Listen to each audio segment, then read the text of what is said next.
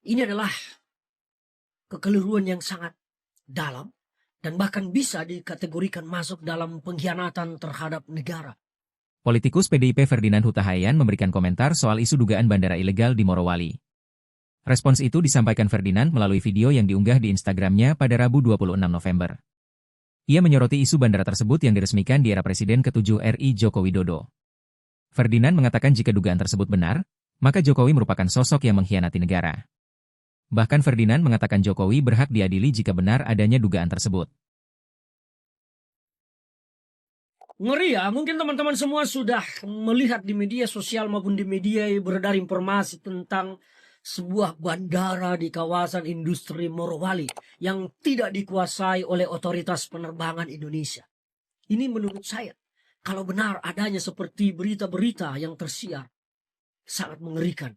Jokowi dengan kekuasaannya memberikan akses keluar masuk kepada pihak asing tanpa penjagaan dari otoritas negara dan bangsa.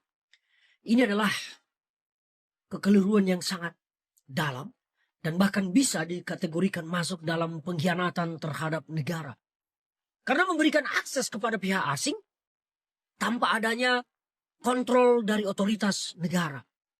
Saya membayangkan bandara milik swasta perusahaan di Morowali tersebut keluar masuk pesawat tanpa dikontrol, dimonitor oleh otoritas negara, membawa keluar masuk kepentingan-kepentingan asing, dan mungkin saja membawa masuk kepentingan-kepentingan yang di luar kepentingan usahanya.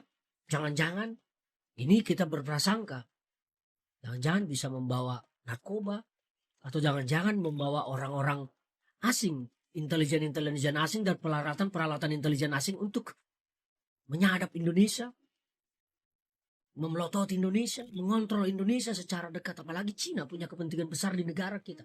Karena Indonesia menjadi salah satu negara konsumen produk-produk Cina paling terbesar. Dan ini mengerikan.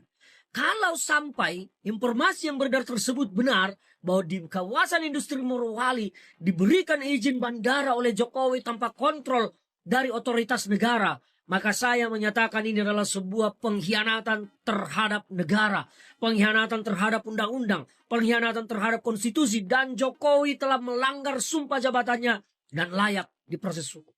Kalau itu benar adanya. Karena memberikan akses kepada pihak asing tanpa kontrol otoritas negara itu mengerikan. Bayangkan kalau bandara itu seperti yang disampaikan tadi dipakai untuk mengangkut narkoba, mengangkut peralatan-peralatan intelijen, peralatan militer, peralatan yang lain-lain yang harus punya izin khusus masuk ke negara, itu ternyata bisa keluar masuk tanpa kontrol negara. Ini mengerikan, apalagi kawasan industri Morowali itu kabarnya. Bahkan aparat hukum aja, jangankan jabatan-jabatan Polres, Polda, Kapolri saja katanya susah masuk kalau tidak punya izin. Ngeri ya. Ngeri ya zaman Jokowi ini ya. Saya nggak bisa kebayang gitu loh. Kok ada bandara di Indonesia tanpa kontrol otoritas negara.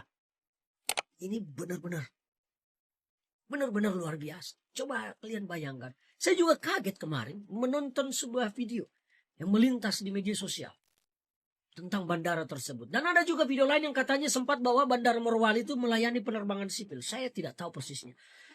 Tetapi yang mau saya bicarakan kali ini adalah kalau ternyata bandara itu benar diberikan izinnya oleh Jokowi tanpa kontrol otoritas negara, keluar masuk bebas perusahaan-perusahaan asing di sana, maka itu adalah bentuk pengkhianatan terhadap negara dan Jokowi layak diadili dengan tuduhan melakukan pengkhianatan terhadap negara. Ya, saya mengatakan itu. Saya berharap bahwa ini bisa dilakukan pengusutan. Jangan dibiarkan dan pemerintah segera mengambil alih kawasan Morowali tersebut. Jika memang ada bandara di sana, maka otoritas negara harus ada di sana dan tidak boleh dibiarkan. Ini bahaya terhadap kedaulatan negara kita. Jokowi ini memang tidak paham tentang kedaulatan. Otaknya hanya mikir bagaimana dapat utang, dapat uang, dapat utang. Tapi ternyata tidak mampu mensejahterakan rakyat Indonesia. Download Tribun X sekarang. Menghadirkan lokal menjadi Indonesia.